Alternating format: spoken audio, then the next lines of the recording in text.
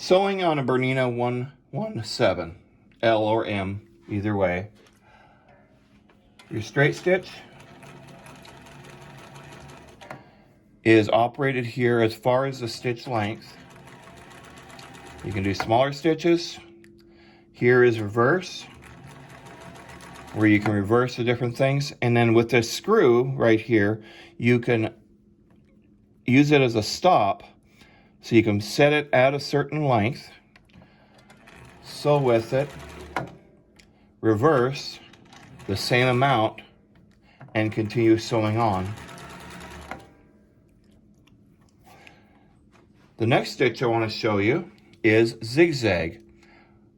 It's going to vary on model, but on the one with the decorative stitch attachment back here, you lift and drop down. It's going to be very similar to the more basic model as well. And set your stitch length, and you're able to do a nice zigzag stitch.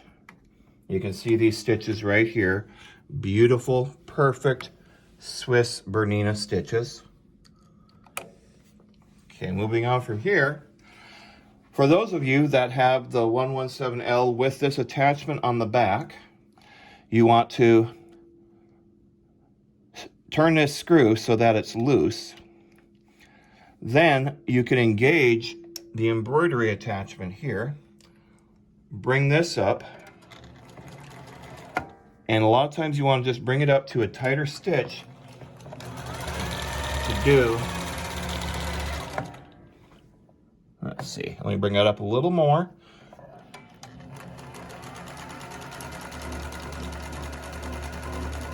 Do that a little bit more, right about there, and I think that will, if you bring it, if you put the back here, you can see the really nice embroidery stitch, and it can be made even tighter than that, as you can see. Now, for a different pattern, you have two other patterns you can select here. You can look back here at that. Or you can go over here, select this pattern,